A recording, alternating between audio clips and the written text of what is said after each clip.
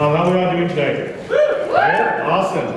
All right, so I haven't spoken in a long time, so I just need to warm up a little bit. If I make some harsh jokes, okay. If I make some jokes at some minorities, it's okay, it's normal. Also, I tend to have a tendency to talk quickly, so if I'm talking too fast, just tell me to slow down. If you have a red stop sign or like whatever the yield French sign, I don't know what it is to slow people down, feel free. So yeah. So, the topic for tonight, so let's just start off with, Genesis. So, well, how many people know the story of Genesis? I sure hope so, right? Oh, this is not good. Only 50%. 50% of people, okay. Question is, have you read the Bible? Okay, even worse. You can Wikipedia it. I mean, Wikipedia gets you there faster. So, how does the story go? So, God creates the earth, He creates the heavens, He creates the animals, and then He creates, not me, but man.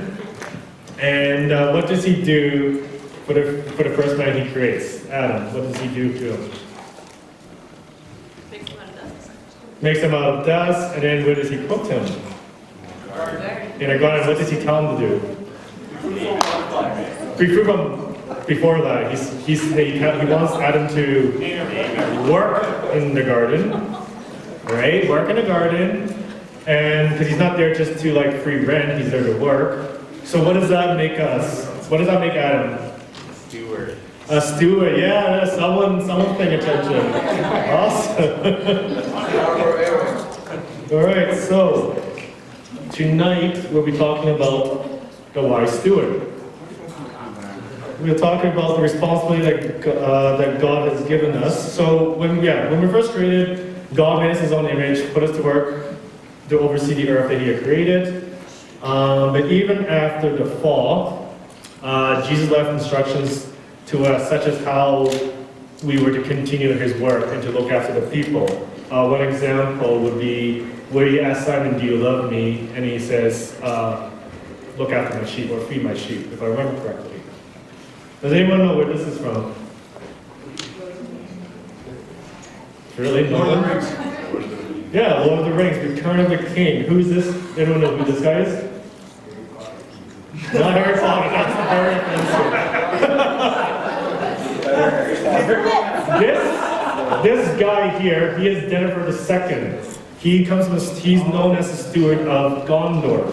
Their job was to look after the throne until the return of the true king. That's why you see this throne here. There's no one on there because that's where the king sits. He's a steward, so therefore he just sits there as a janitor. He's looking after the throne. One time his son Farmer asks him, how much time should pass before a steward could become a king? So he's asking how long until our lineage becomes a king. Denver says, in Gondor, 10,000 years will not even suffice. So it's just, there's no time limit. It's honestly just however long it takes to wait for the true king, we wait for that. So, what does Google tell us? We put in the definition, a steward. A person employed to manage another's property, especially a large house or estate. It can also be a person whose responsibility is to take care of something. If we look at the Bible has many descriptions, but one here I picked from Corinthians that we were reading a while back.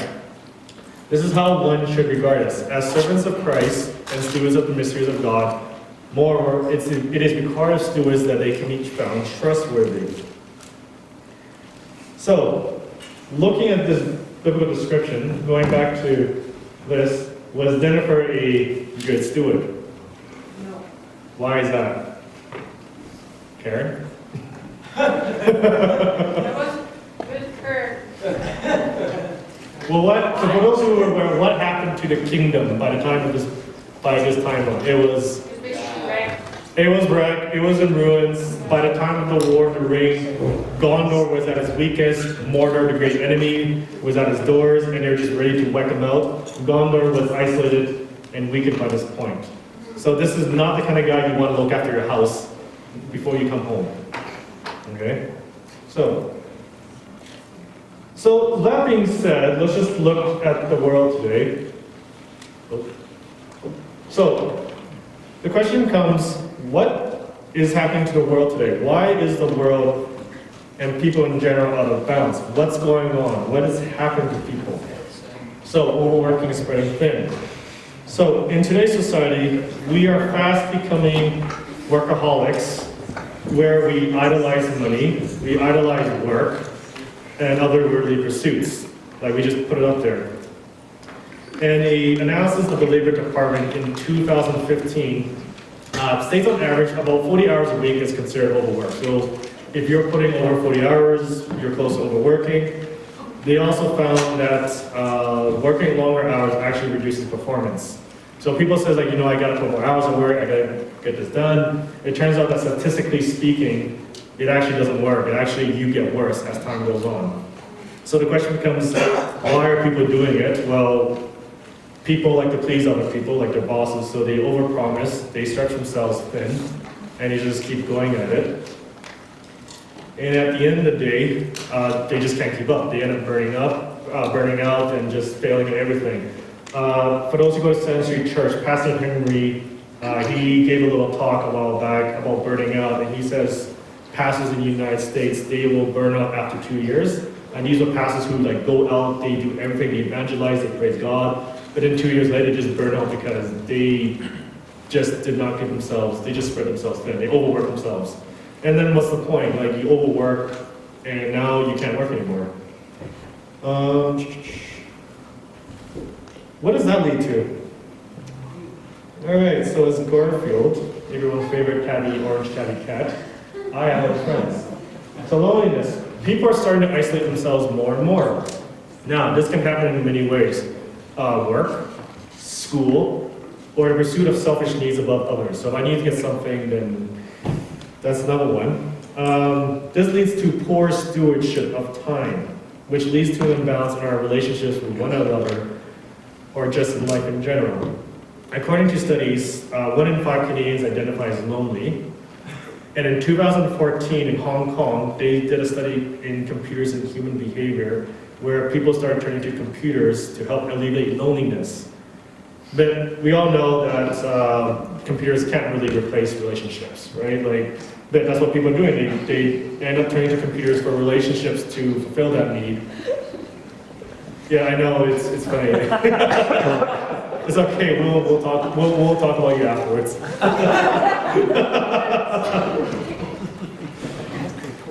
This leads to another phenomenon. How many people were aware of the term ghosting? Yeah, Darwin especially, yeah, we know. Yeah, I know. So, ghosting is a sudden withdrawal without explanation, without communication, which is becoming more and more common. Not just in relationships, but also in the workplace. So what's happening is that if people at work, they'll be like, yeah, I'm coming to work, I'll be there, yeah, thanks for hiring me, I'm gonna come to work on Thursday, I'll see you there. Yeah, I'm coming, I'll be there, and then they just fall off the face of the earth. And the employer's like, what just happened? Like, you were supposed to show up for work on Thursday. But people, they just skip out because they found something better, or, yeah, they just found something better, or they just didn't want to, they didn't want to commit. And they find that it's easier just to ghost that person because they don't want to have a conflict or a conversation with that person. But what they don't realize is that there are consequences to that. The world is not a very big place, it's a very small place. And that ghosting can come back to haunt you, and there will be consequences when people try to skip out on even basic responsibilities. So, Eric, just FYI, just letting you know.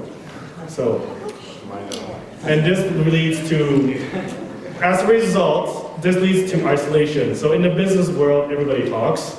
So if one person mistreats another person or like ghosts them, eventually other companies will find out about it. That's just how the world works. It's not gossip or anything. It's just like, hey, watch out, this guy worked for me, then he ditched me or something like that. People talk, and this leads to people just not wanting to deal with them as a result. In 2015, there was a study in Harvard where they said social isolation is associated with a reduction in lifespan similar to that caused by smoking 15 cigarettes a day. Whoa. So that's how bad it is. They've done records and everything about this. So, so what has the world tried to deal with this? Well, first off, Does anyone, oh frick, he's not here, our UK people aren't here. But does anyone know who this woman is? Yes. Sorry, she is Tracy Crouch. She is the minister, she is known as the loneliness minister in the UK. It got so bad that they actually put a woman in position of power. I'm getting your care, but like, where she actually looked into loneliness. Why were people lonely in the UK? But she's alone. Pardon? She's alone being the minister. Yeah, mental loneliness. So got so bad. So half a million elderly people in the UK can go 5 days without even seeing or speaking to anyone. And it just keeps getting worse and worse. And a study in May last year, half Americans consider themselves being lonely. Now, another thing that some people have tried doing, does everyone know who this guy is? In Japan, you can actually rent a family. I'm not joking. Aaron, Dan, and I, we were watching this video. We're just like, oh, this is actually, you can actually. So you can rent a wife, you can rent a dad, and you can rent a girl, a daughter. This girl's 12 years old, and apparently you can have her as a daughter for 3 years. Wow. Renting them. So in Japan, as probably some people are aware, in Japan, so there's companies that do this. They build robots to replace their kids because they can't have kids, so they build robots to replace. And there's a reputation that they are some of the most awesome workers in the world, but it actually turns out they're not. They are actually the worst workers. They have the worst, they're the most inefficient and worst performing people that you can imagine. But we have this mentality that they are, but they aren't. And they find out, they find out like people in Japan especially, they overwork themselves to death. They work about 80 hours a week. They have no time for community, nothing. And yeah, just a lack of work-life balance just leads to them committing suicide, right? So it's Kurashi in Japan, where they just overwork themselves to death because they just want to please their bosses, but then they just end up dying. And there's about 19 million people in Japan that live alone. So that's just one extreme. So, that being said, let's go back to the Bible and what were the early Christians doing at the time? So in Acts 2:42, they devote themselves to the apostles' teachings and to fellowship, to the breaking of bread and to prayer. Everyone was filled with awe at the many wonders and signs performed by the apostles. All the believers were together and they had everything in common. They sold property and possessions to give to anyone who had need. Every day they continued to meet together in the temple courts. They broke bread in their homes and ate together with glad and sincere hearts, praising God and enjoying the favor of all the people. And the Lord added to the number daily those who were being saved. I know that I think Andrew and a few others have brought this up multiple times, but this is a very strong, I feel like this is something that community today, modern society is missing out, especially in the Christian community. So, what can we take from this is that the apostles, they were unified, and they did everything together. They were praying, they made prayer an important part of their life.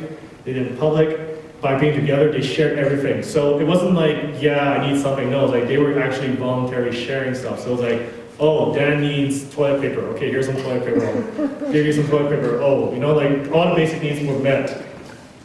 And the general mood was that it was all joy. So they actually generally, you needed help, they generally helped the other person. Like, yeah, you need help, I can help you. The fellowship, oneness, and sharing in the early church are the fruits of the Spirit. And God rewarded them by adding to the numbers because they enjoyed the favor of the people. People saw them you guys are really, really awesome together. Yeah, we like you. We like to hang out with you. And all, they worked together and shared all their burdens. Okay, they're one team. Okay, there's no I in team. If anyone's ever watched the A Team, no, just one person. All right. So, one story we have here is the parable of the talents. So if anyone's familiar with the story. One day, a master was heading out of town. He had 3 servants. He said, hey, I need you guys to look after my money. So he entrusted 3 servants with his wealth, each according to his ability.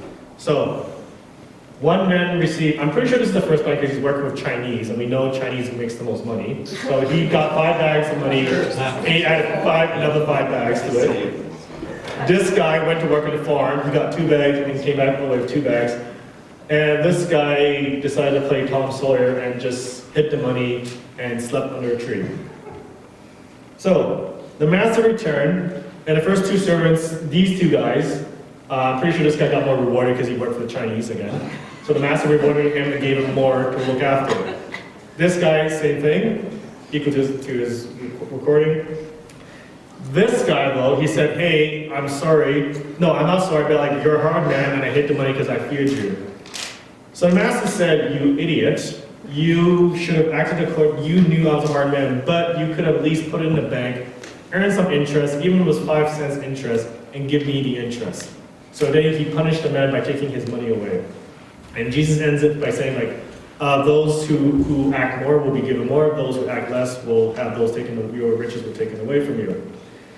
The main idea here is that being ready for Christ coming involves more than just playing it safe and sitting on your couch doing nothing, watching Netflix. Okay, for those who watch Netflix, it involves actually doing something. So idleness itself is a sin. As is brought up in the Bible multiple times, the idea is that you have to use the responsibilities that God has given you. So therefore, in biblical terms, those who seek spiritual gain in the gospel for both themselves and others will become richer, while those who neglect or squander what they have been given will be made poor, and they will even lose it. In the atheist secular world, there's a saying that says you have to spend money to make money. So in other words, if you're a new business, you got to invest in like advertising, new setups, just to get it running. So even they understand the concept that you have to at least do something, because you can't just open up a business and just expect money to grow in. If only it was that easy. And another thing to note is that in these circumstances, each man was given according to his ability. The master didn't give them more than what they could handle. God is the same thing. He gives you exactly what he knows you're capable of. So, regarding responsibilities, one example I have is a while back, I think about maybe 2 years ago, there's a guy who came to the core. I was organizing a movie and dinner night, so he's like, hey, like, can I come? Like, I can't afford the movie, but I can come for dinner. I said, I thought about it. I just met this guy. I'm like, I don't know. Like, I said, sure. Like, once you come out, I'll buy you a movie ticket, but you have to pay for dinner. So, at the restaurant, he opened up to us about his story, his testimony, about the struggles he was going through. He was actually feeling really down. I didn't even notice it at the time, but you know, us guys were very dense. We can't really tell what's going on with people sometimes. But yeah, at the end of it, he was happy. Later on, he shared his testimony to the core about what he was going through. And when he was leaving town, he took some of us out to go shooting. I'd never shot before, so it was a lot of fun. And yeah, like we're not best friends. We still keep in touch, but you know, like we still keep in touch. And all it cost me was $15. $15, and he shared his testimony about his at the core. He shared community, and he took me out to go shooting stuff. So you can't really beat that.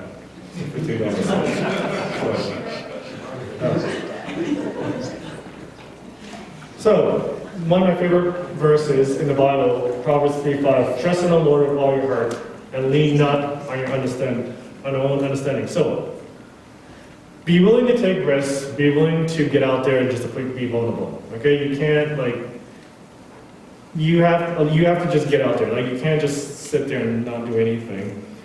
So one example I could bring up is saying no to something that someone's asking. So someone's asking like, hey, could you take on more responsibilities, or could you rent this stuff? And you're like if you're actually truly not able to do it, then saying no is actually probably the right, wise way to say it, to actually take that conversation. And a lot of people are afraid of saying no. They rather ghost that person instead of just saying no.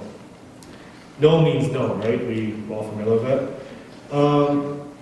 One example I had was, in my second year of teaching, I was offered a job to work out in RIT and Airdrie. So this is my first, I was still trying to establish myself in the school board, but if I were to take the job in Airdrie, it would mean driving every day to Airdrie and then back, and no one wants to go to Airdrie during the week. So I said no to my boss because I knew that I wouldn't be able to do it. So I'd rather just say no instead of just doing it and then falling failing halfway through. And he respected it. He respected that I said no, and didn't lead him on. So, the idea is, fear the Lord first, and not man. If you're not moving out of your comfort zone, are you not fully trusting in the Lord? That's a question that some people will have to, well, we all have to ask ourselves, like, are we fearing man or are we fearing God? That being said, our first discussion,